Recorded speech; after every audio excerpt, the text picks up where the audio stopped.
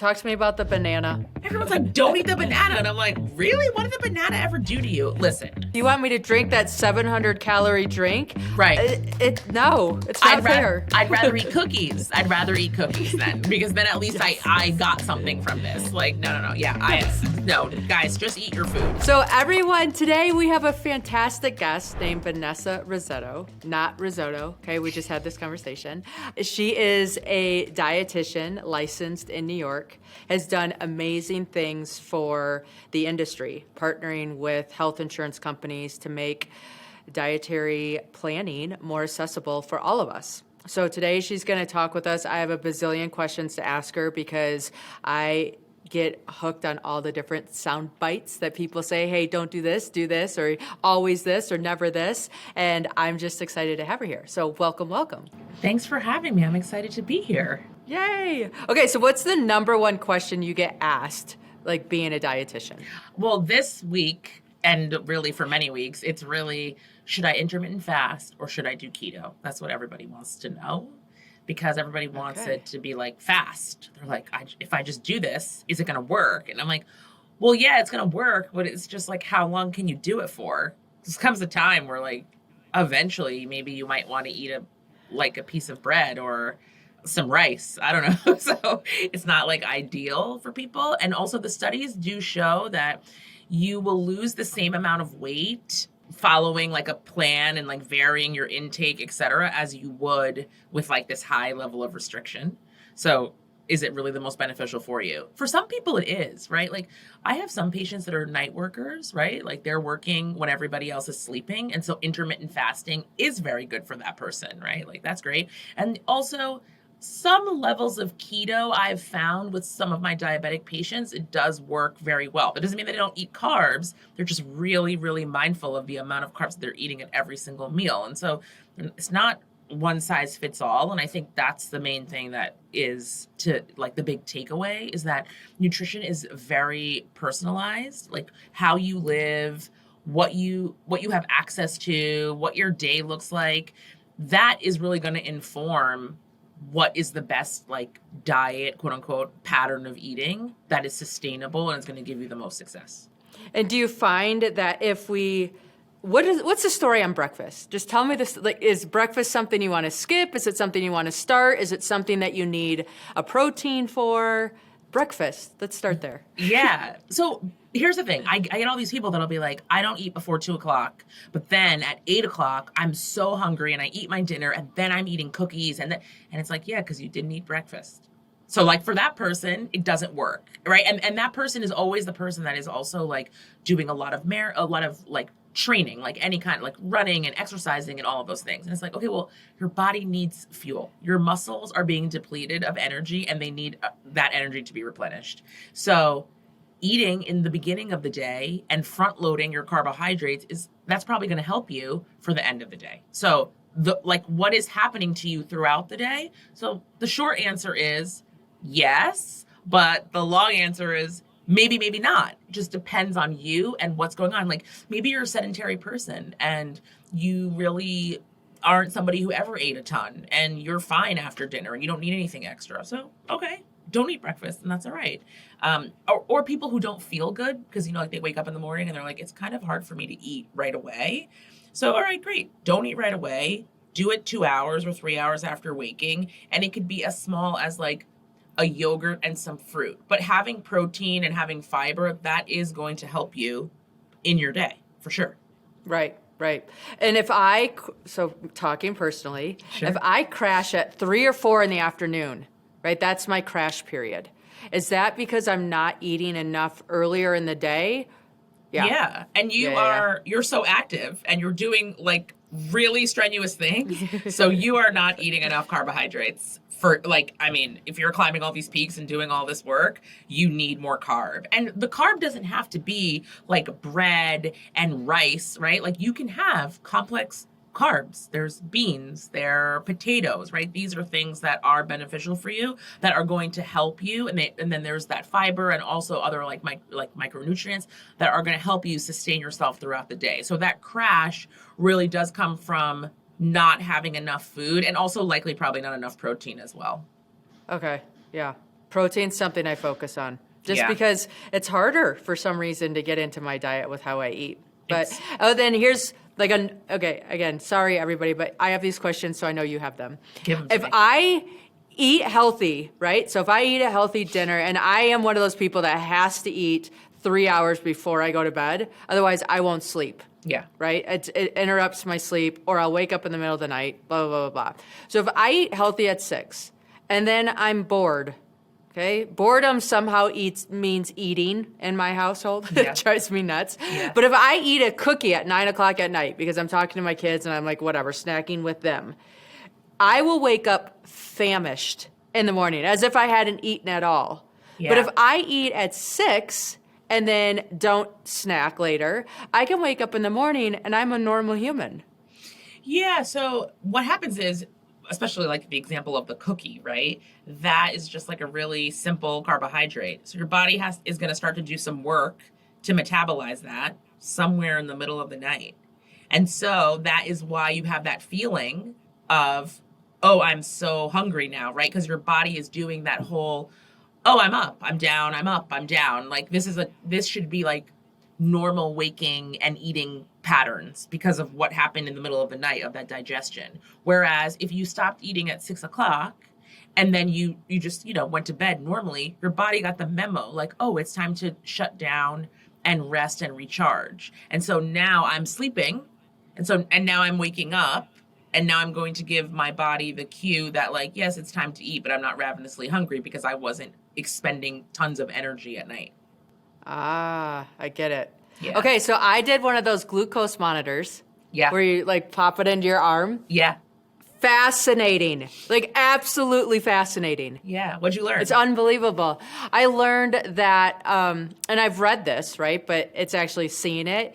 If you dress your carbs, it matters, right? So if my carbs have fat on them or things like that. And then there's like some different cues that I follow on social media, because we all do. Yeah.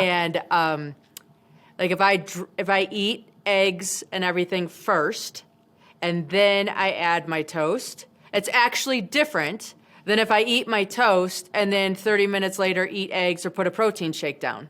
It's fascinating that the timing of when you eat things plays a huge role in what your sugar does. Right, because your body, it's a normal response to eat a carbohydrate and have the pancreas mobilize insulin to take the carbohydrate into the cells, because that is the main energy source. That's how we function as humans. And so when you eat protein first, or you're having, one slice of toast with your eggs, right? Where like the carb is not the star, the protein and the vegetable, and vegetables obviously have small amounts of carbs, but like those are the stars.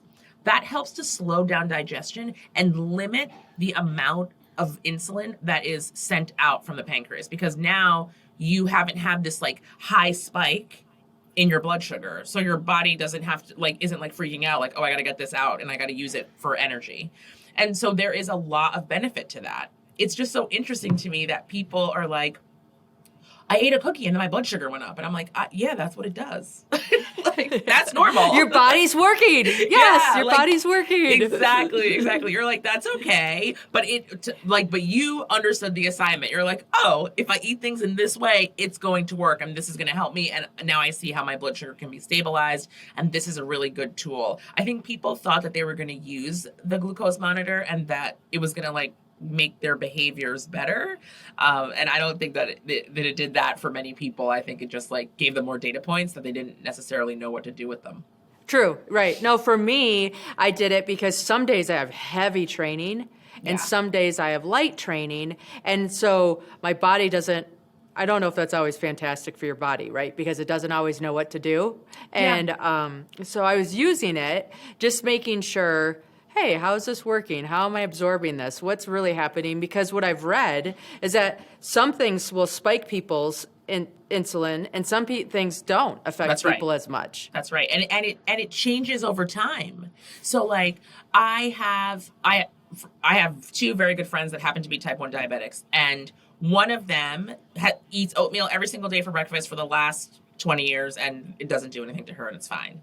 The other one was eating oatmeal and it was fine, and now in recent time he can't eat the oatmeal. He's like, I don't know. It makes my blood sugar spike up. I didn't change like how I was eating it, what the amounts were. I did the same thing every day, and my blood sugar doesn't go down for a really long time. And so like I'm off of it now. And I'm like, okay, and then I'm like, well, why don't you try like less and have eggs? And he's like, nope, I'm out. Just like, I don't want it. Yeah.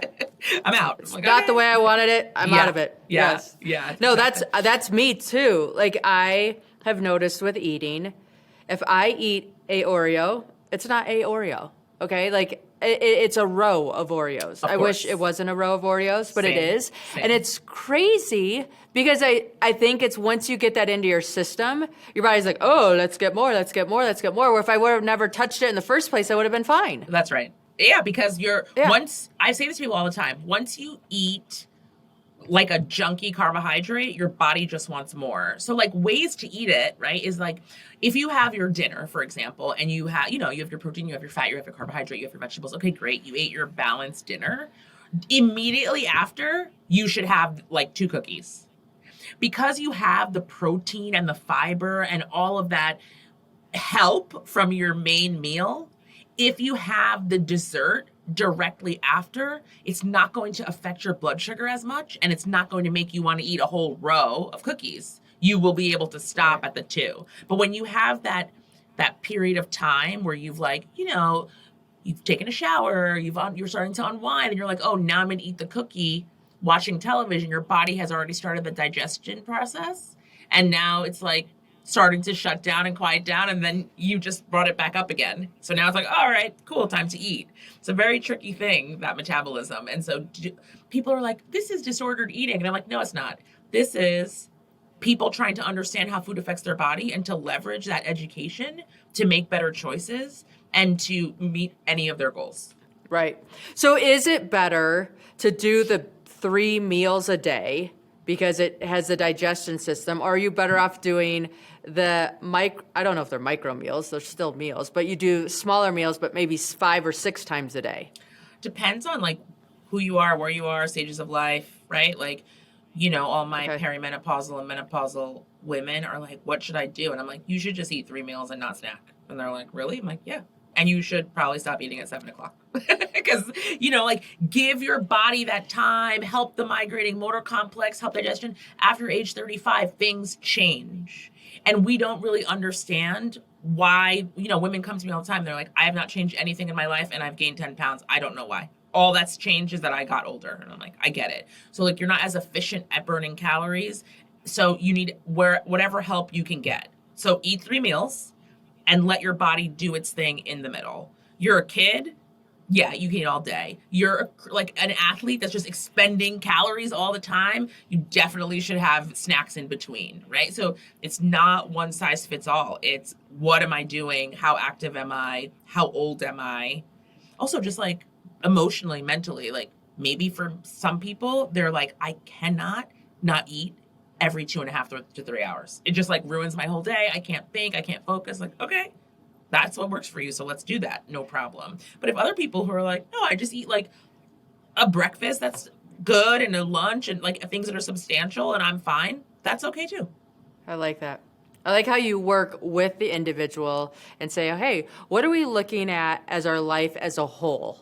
Because I think a lot of people segment diet as one thing and then the rest of everything else. And that's not how it works, right? I mean, it's how am I emotionally? What do I have today? What do I need to plan for tomorrow? All those things play a role into how we feel. And if we feel good, it's easier to eat good. And if we eat good, it's easier to feel good, right? It's the chicken and the egg. Who knows what comes first? That's right. Yeah, no, it has to be personalized because just because something worked for your friend has a different life than you. It's fine that you're friends. That's great. But like, I don't know what help she has. Maybe Susie has a chef. So it's super easy for her to do it. And I don't. And I have to take care of all my kids and feed my husband and, walk the dog and all of those things. So I don't have as much time as she might have. So we really have to look at the individual and make it fit into their life because life is hard. And so we can't keep making it harder. People will just like give up. Right. Yeah. No. And that's that whole, I can't believe I even could commit to this. I once tried this like the macros, right? Oh yeah. Oh my God. Like I two have a new consuming. respect Yes, those people that are into the weightlifting thing and the bodybuilding and all that stuff where they measure their macros. I mean, that is an ordeal. It's a full-time job. It is Full-time insanity. Job. Yeah. You have 7 kids. You can't do that. You can't. How can you commit to being like, I gotta measure, like you're measuring everything by the gram all the time. It's like, okay, if I didn't have all of this extra stuff to do, then that probably would be okay, I guess, except for, when you tell somebody you have to eat 102 grams of carbohydrates a day, that already puts people off. They feel like that number is too high. And so then maybe they're not good planners. And then it's the end of the day and they have like 92 grams of carbs. So they're like, great, I'm just gonna, have this sleeve of cookies. And then they wonder why it didn't work. You're just like, hey guys, totally. Please just. So for me, I always tell people like, hey, like, let's add things, not take them away, and let's visualize things in a different way. So everything I do is like mathematical, even though I won't share that with the client per se. I won't be like, you should have, like 92 grams of protein. I just think in my mind, what does 92 grams of protein look like? That looks like maybe 4 ounces of chicken. So I'll say like 4 ounces of chicken at lunch and dinner and 1 cup of vegetables. That's easy for people to wrap their minds around instead of being like, what is 101 grams of carb? That is like, there's too many variables there. It's too stressful. Right. Yeah. No, and the one thing that I did take away from that experience was you learn like how small of amount of chicken you need to get 4 ounces. That's right. Also, like for some reason, we're so used to being served large portions. That's right. And so you think, oh, that's normal. I guess I eat what's there, apparently. I grew up with you clear your plate. So that like haunts me when I'm eating. Yeah. And when I started that and I had this, I know it's silly, but I had this plate and it said, okay, here's where your carb goes, here's where your veggies go, and here's where your protein goes. Sure. And that's actually something visually that's stuck with me. And it's been huge. And it's the simplest little thing saying like, oh, this shouldn't take up, as much as I love mashed potatoes, they don't get to take up this whole section of the plate. That's right. But you just said something. It's not silly. It's helpful. I always tell people like tracking food, you don't have to track it in perpetuity, but you having that plate helped you. You ate off of that plate for however long it was, a month, 2 months. And now you don't need that plate anymore because you understand what 4 ounces of chicken actually looks like. You understand what 1 cup of vegetables looks like. People don't understand that. And so they'll put 2 cups of rice on their plate and be like, no, that's only a 1/4 cup. And you're like, that is literally 2 cups. Like that's too much, right? So like we need to scale it back. And this is what a 1/2 cup looks like. And if you were then to have more vegetables on your plate and a more protein, whatever that looks like, it could be meat, it could be tofu, it could be beans, whatever that is, then you would see that actually having the quote unquote only a 1/4 cup of rice or 1/2 cup of rice is actually enough. But people don't balance their plates. They just put like a lot of one macronutrient on the plate and then forget the rest, and then they wonder why they're hungry. Right. No, and if you don't have the certain things, like I love butter toast.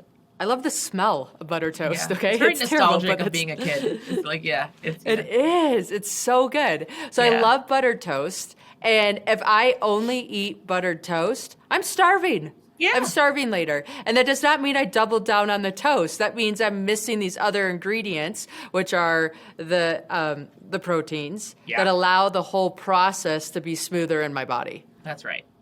And people are, the messaging out there these days is like, oh, you don't need that. Just like eat whatever makes you happy. And like, of course, eat what makes you happy. Food is how we connect to our loved ones. It's fun. You share nice meals with friends. Like no one's taking that away, but like, what about the rest of the time?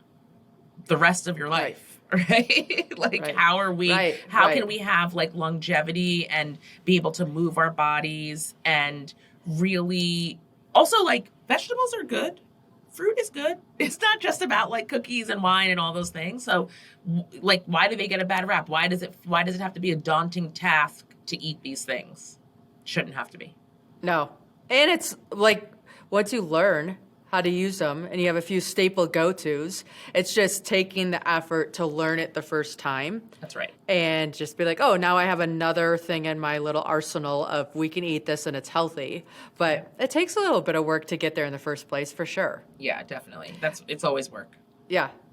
But it's either work on the front end or it's work on the back end. Yeah. And it is a lot more work to take LBs off or to get help, I feel, right? Because as we get older, I'm noticing, even with my training, it changes. Unfortunately, it changes. I wish it didn't. It's not as easy. I know. I get these patients that are like, I don't know, all the things that I used to do just don't work anymore. Like I used to know, like, oh, I just like drank a little bit too much over the holidays, so I'll just like not drink for January and I'll lose 15 pounds. And now that doesn't work anymore. And you're like, yeah, it's tough, but it doesn't work. Yeah.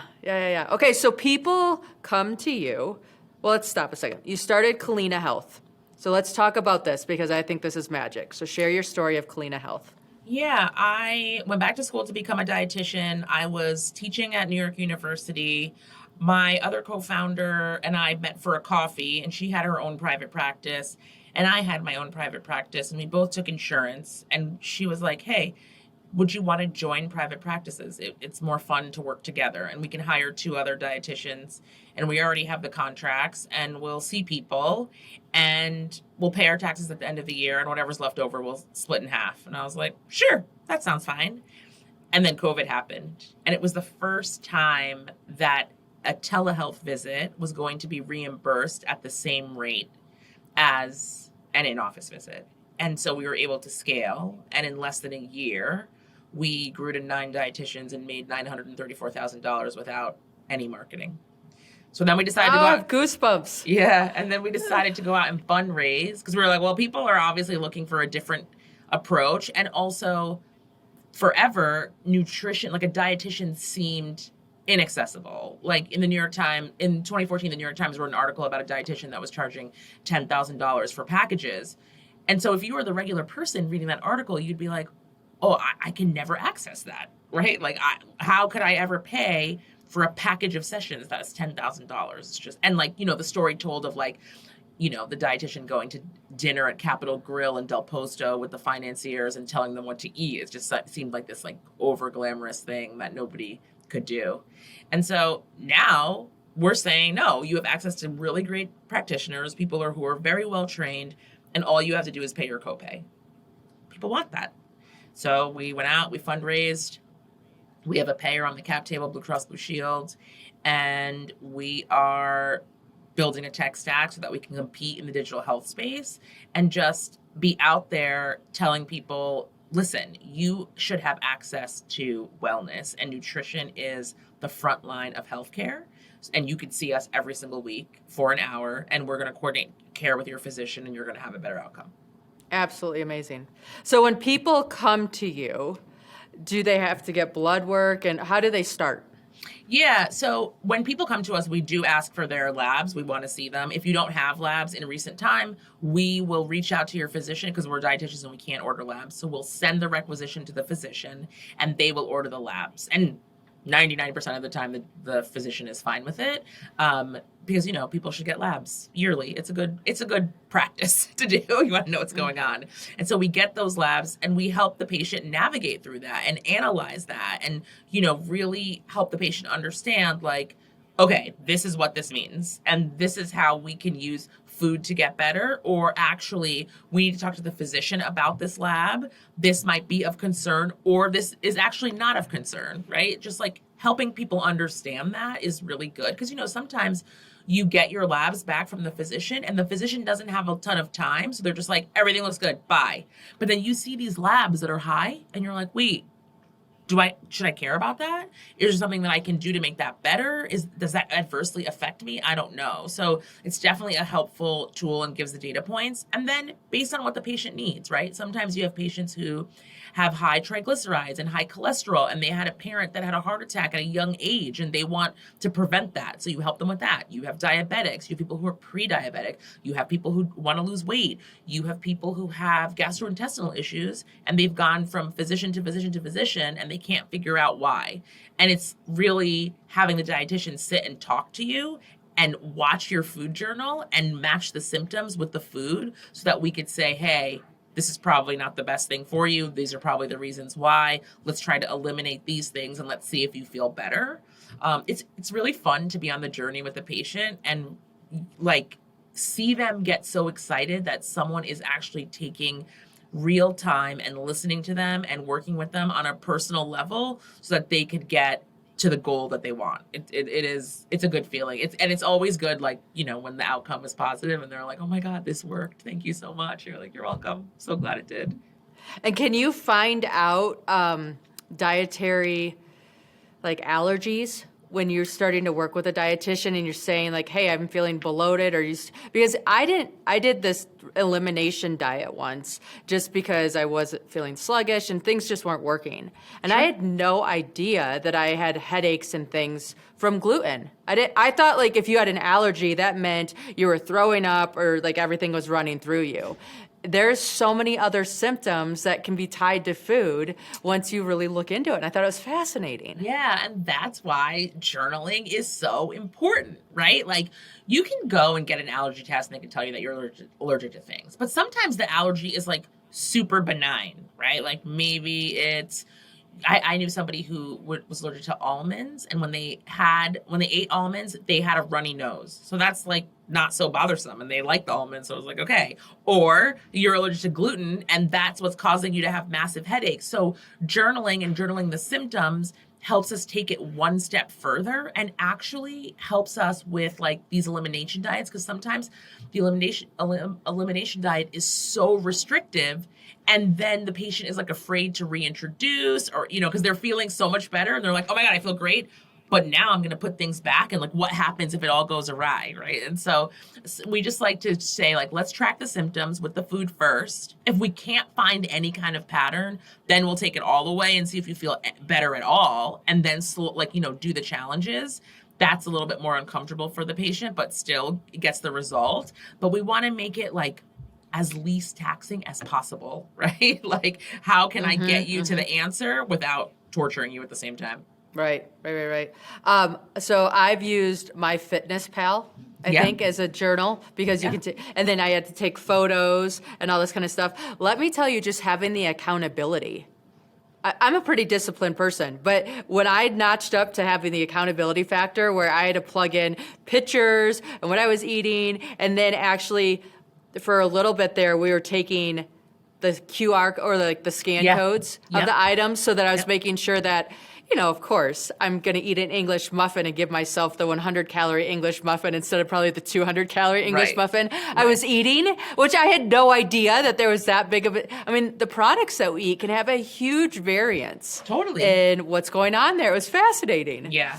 No, those tools I think are really great as long as you use them for what they're for, right? It's just for tracking the data. If you're somebody who's like easily triggered by like tracking your food, then we cannot track your food and we have to do something else, right? We can track it in different ways. We can track behaviors instead. There are other methods to doing it, but there's a lot of value, and that database, like MyFitnessPal, has so many data points. There's so much food in there. You can find literally everything. It's amazing. It is. It's fascinating. And it's for me, it's fun because I track all the things for working out. And I was so afraid of failing on Mount Everest when I went to climb it. Yeah. And I'm like, we're making sure every single thing I can control is in my favor. Yeah. And that actually helped me on so many other things going forward with just the accountability, actually looking at what items are. So now when I go to the grocery store, I know what to buy. Yep. I mean, it's been super beneficial. Yeah. Okay, so here's another question that I have because I'm getting older and I want to know.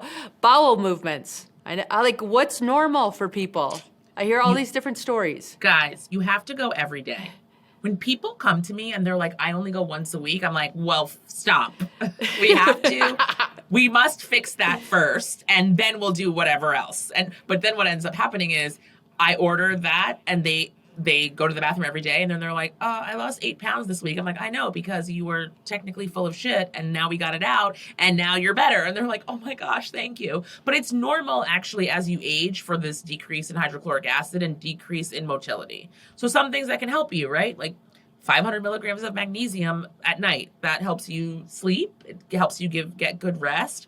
And in the morning, it just like acts like as a natural laxative. So it can help you go. That's great. Making sure we have enough fiber, making sure that we're drinking enough water. Chia seeds are good for constipation and also diarrhea. They're like this crazy superfood. So if you're somebody who tends to have infrequent bowel movements, you could try adding chia to oatmeal or to yogurts, for example. See if that might help you. If it's really a chronic problem and it is like, you're only going once a week and we're trying to fix it and it's not working, then you do need to go to the physician because there's something underlying there that we need to understand so that we can help get you to go. Okay, you heard it here. Once a day, my friends, or Once a day. Up the magnesium, add Yes. the chia seeds. Do it. Where else do what's fiber? Fiber's primarily in vegetables. Yeah, it's in vegetables, but it's in whole grains. It's in nuts and seeds. Okay. And so it's in fruit. It's in vegetables. So it's really, women should have like 28 to 30 grams. Men should have 30 to 35 per day. And when people are like, okay, that's what I need, it's like that. Now, where do I get it? And so, I always use oatmeal as the example. This is like, a quarter cup of oatmeal is like, 3 grams of fiber. Then I'll add a cup of raspberries. That's 8 grams of fiber. Then I'll add 2 tablespoons of chia. That's 11 grams of fiber. Okay, so now I'm like over 20. So then I'm having vegetables at lunch and dinner. I'm having a piece of fruit. Maybe I'm going to make a salad. I'm going to add some nuts. And so I'm going to hit this 28 grams a day very easily. So those are very easy ways to get a lot of bang for your buck. You can do bars, but bars have chicory and inulin fiber, which is an insoluble fiber, which is literally the only way that you're going to have one food item have like 20 grams of fiber. So you just have to be careful in those instances because it can like really wreak havoc on your stomach. And sometimes too much insoluble fiber, which is like whole grains, which create bulk stool, can actually constipate you and do the reverse. So you want to have a mixture of insoluble and then also soluble, which are like the nuts and seeds, which form the gel to move the stool out. So if you're having whole grains, nuts and seeds, fruits and vegetables, again, it's back to having a varied diet. When you're just eating one thing all the time, like, oh, I can only eat chicken and broccoli, you're going to miss everything else. And you're not going to do yourself like a favor. So definitely just like making sure, okay, whole grain, oatmeal, nuts and seeds, chia, maybe some, pistachios. That's an easy one. 1 piece of fruit a day, 1 cup of vegetables at lunch and dinner. That is going to get you to a good place of like ingesting enough fiber that'll help move your bowels and also like help you with weight management, help you with your blood sugar, help you, just feeling full. Like fiber helps for you to feel full. So if you have fiber at every single meal, you tend to not overeat at subsequent meals. Okay, the magic of fiber. Yeah. But okay, and you briefly touched on water. I went to Walmart the other day to grab stuff, and I was talking to the pharmacist there because I absolutely love our pharmacist in town. And I was talking to him like, okay, if there's one thing that would keep most of these people that are in here from being on antibiotics or prescriptions, what is it? And he goes, water. He goes, if people just drank enough water, it would flush their systems, things wouldn't accumulate, and everybody would be that much healthier.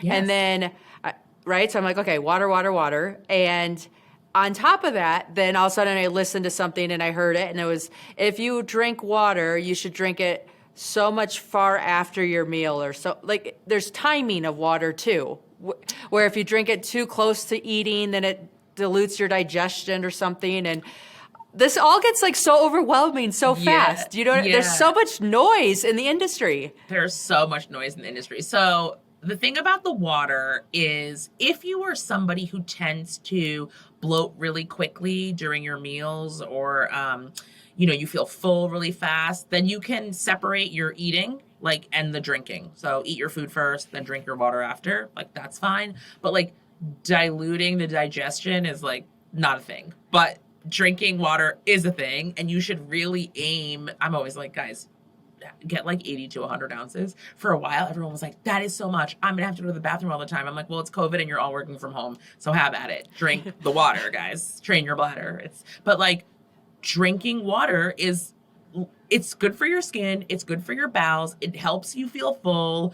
It's hydrating. Like people are like, I don't like water. I'm like, Okay, add a piece of fruit to it. I don't know what to tell you about that. That's just, it doesn't taste like anything. Like, just drink Right. the water. Yeah. So really having, I have a water bottle that's like 32 ounces, and I make sure to fill it up in the day 3 times. And that is like good. That keeps me good. I'm hydrated properly, and I can tell, like, sometimes when there's a day, if I do have to go into the city or like talk to people and I'm not at my desk, my water suffers, and I just feel like off. Like, oh, I have a headache. It's like, right, because I didn't have enough water today, because I'm just so used to this hydration status that I have worked very hard. But it is difficult to get the water in. You have to be deliberate about it. Yeah, no, you do. And I actually put a little pinch of sea salt into my water just because for some reason I think it tastes better. I'm like a child. But no, it's good for you. And also the electrolytes, especially you who's working out all the time, that keeps you like super hydrated. It's great. Okay, so when I'm on the mountain or I'm doing expeditions, it is hard to eat healthy because everything's processed, right? We don't have fresh vegetables at Everest. I'm sorry. I wish we did. Yeah. We do actually for a day, and then they're gone because they don't stay. Sure. What do you recommend people that are going out for long hikes or doing longer things throughout the day to get, I live in a ski town, so we have a ton of people skiing that are going, what's the best way to do that? Like, are you bringing raisins? Are you bringing dried fruits? Are you... Honestly, in that situation, it's like, what is the percentage of what you're, of the kinds of foods that you're eating? Like, you're eating well and whole grains and fresh foods like 95% of the time. So what is this? 5%, 10%? Who cares? Right. Who cares? Right. Who cares if you're eating a whole chocolate bar? You're expending a ton of energy. There's, good fats there. There's simple carb there, like you're using that energy. It's replenishing your cells. Like, what's the big deal? If that's what you're doing 90% of the time, eating processed foods, then that's a different conversation that we have to have. And then we have to really be focused on, if processed food is all you have access to, what are we getting and how can we make it better? That's fine, and we can do that. But for the rest of us, like, it's okay. All right. Okay. Talk to me about the banana. Okay, the banana gets bad rap. I know. It's so bad. Like, everyone's like, don't eat the banana. And I'm like, really? What did the banana ever do to you? Listen, if you're a diabetic, I'm always like, let's watch the bananas, guys. Like, can we do, like, please have your banana with some peanut butter. Like, I want to help you with your blood sugar because it is higher in sugar. That is true. But, like, I don't know, eat a banana a day. It's cool. You're going to be fine. I personally like bananas and peanut butter. So if I have a banana, I cut it in half. I put the peanut butter on it. I put it in smoothies. I had a smoothie this morning and I had a banana. Bananas are a good source of potassium. And the way to get it to be more nutrient dense for you, because it is a fruit that is higher in sugar, is to add nuts or nut butter, or, this would be weird, cheese and the banana, but that is also another way. Just like pair it with something that slows down the digestion. But bananas are perfectly fine, everyone. You heard it here. Eat a banana, please. Yay. I love bananas. And I'm always like, I don't know if you should be my friend or not. Yeah, so he's on my friend list. Yeah, on the friend list for sure. And then juicing.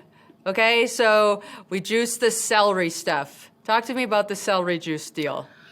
Well, I don't know where the celery juice came from. There's no value to this. Like, celery is always, like, for me, feels like a pointless food. Like, what is celery? It's just like crunchy water that tastes bad. Yeah, it's like, exactly. People are like, it's clearing everything. I'm like, is it? It's not. There's like no nutritional value here. Celery juice is not curing anything. I think that also, I've talked to people about this before. I'm like, well, they're like, well, for me, it changed X, Y, and Z. I'm like, well, maybe you decided to change all of your habits when you started incorporating the celery juice, and that's why things got better. But I promise you, it was not the celery juice. There is not one magical thing that's making us all better and thin and our hearts working better, because if there were, we would all be on it. Thank you. Thank you. Yeah. And then when you do the juicing, right? So you do the kale or the apple or you take out all the fiber of all these things. Yeah. It feels to me, if I just look at it from no dietitian expert here at all, but it's all I did is just made a sugar bomb. That's right. Like I took out all the fiber and all the heart of all these things, and then I drink it. If you feel satisfied on one of those green drinks that has nothing to it, tell me how you do that, because I don't. There's nothing. It doesn't feel right to me. No, there's nothing in this. There's no protein. There's no fiber. You're right. It is just sugar. It makes no sense to me. I'm fine with a smoothie and I make smoothies, but my smoothies have like Greek yogurt, then they have almond milk, then they have chia seeds, and they have flax seeds. And then I'll take any kind of fruit that is like going bad in my house, or like it has like a day left, or any kind of like kale or arugula, again, that's like wilted. I'm like, oh, I'll just like add this in here because I gotta like use it up. But again, it's not real. It's not giving me that much, right? Like, I don't know. The juicing thing, I remember back in like the early mid 90s, like late 90s, everyone was going to like, juice bars. And I was like, this feels weird. I just want to like eat my calories. I don't want to drink them. it's not for No, me. I like to chew. I'm like, this sounds ridiculous, but I actually like chewing. Yes. And if you want me to drink that 700 calorie drink, right. It's not fair. I'd rather eat cookies. I'd rather eat cookies then, because then at least I got something from this. Like, no. Yeah. No, guys, just eat your food. Just eat the apple, eat just eat it. Get used to the flavor. Don't try to hide it. Like, expand your palate so that you can get down with eating vegetables that maybe aren't necessarily like sweet tasting. Like, it's okay to eat better things. Sometimes you can you can train your taste buds to tolerate different flavor profiles. And then when you add other vegetables with them, they taste very good. You just have to, explore and expand your horizons. I like that. Okay, so believe it or not, I got anthrax. Like, what individual gets anthrax? Whoa. Me. It's crazy. Yes. Oh my gosh. Crazy. So I got anthrax. So I was in Pakistan, and I came back to the United States. I was super ill, and I had to go on extreme antibiotics, as you can imagine. And I wasn't allowed to eat any like kefir or yogurt or anything while I was on the antibiotic. They're like, you need this to run, do its course, and then we need to build your gut strength back up again. Yeah. And they're like, it's going to take like 6 to 9 months to get your gut back to normal, just to let you know. Yep. So those of us, when we go on antibiotics and we're done with that cycle, what do you recommend to help people get that gut flora coming back faster? Yeah, so actually what we recommend is fruits and vegetables and whole grains, actually. We're starting to see, so the reason why they tell you, right, it's 6 to 9 months before your gut will come back to any kind of working condition is that your microbiome turns over every 60 days. And then if you have this like introduction of like an extreme amount of antibiotics, that can affect it. Also, everybody is different, so your genetics play a role. Also, what is the environment that you are in? Stress can play a factor. Like, what is the air quality? What are the cleaning products in your house? Like, there are so many things. And so probiotics aren't necessarily going to be the thing that are going to help. And also, you don't want to introduce these strains of bacteria that your body might not be able to deal with because they're so new. It's better to have fruits and vegetables that your body already like recognizes and then slowly build it back up. So that is actually the most beneficial. And then after a while, if you want to start having some probiotics because you do feel like now your flora, your gut, your microbiome is healthier and you'll be able to tolerate those probiotics better. But it is really just like water, fruits, vegetables. I added sprouts.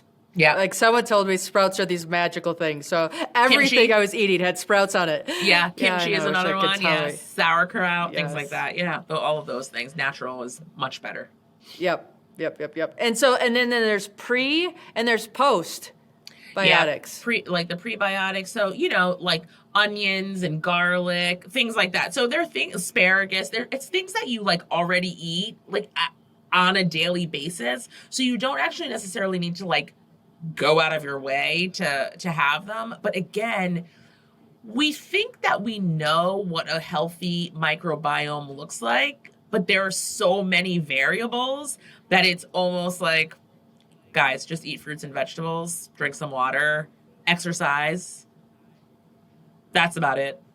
Just be normal. Just do the everyday thing that our grandparents did and just trust the process. That's right. Yes, I know. yes. I know.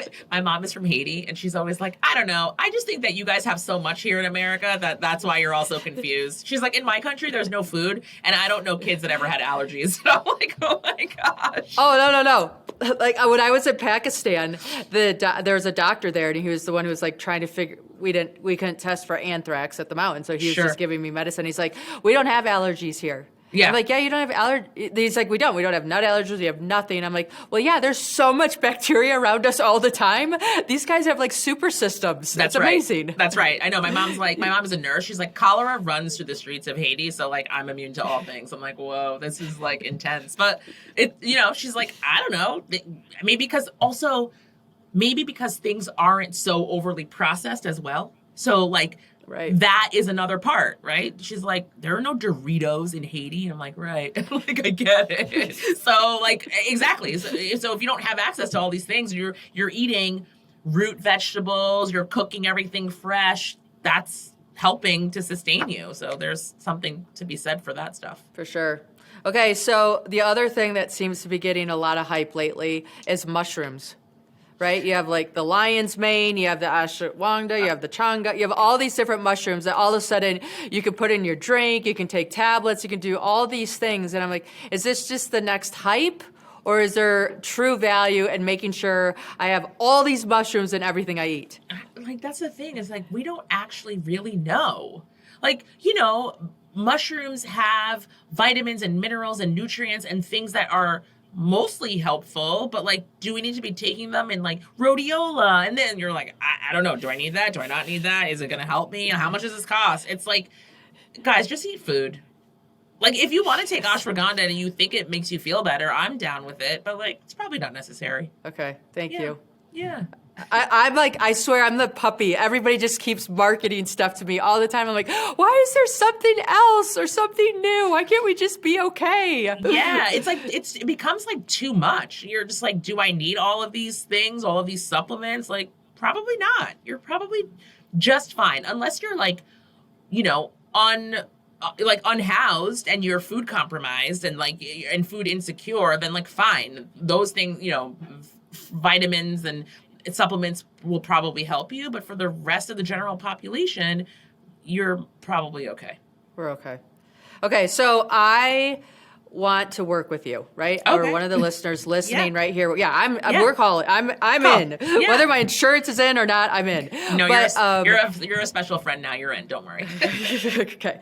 So if I have a listener that's listening, they would call your office and say, hey, I would like to work with a dietitian.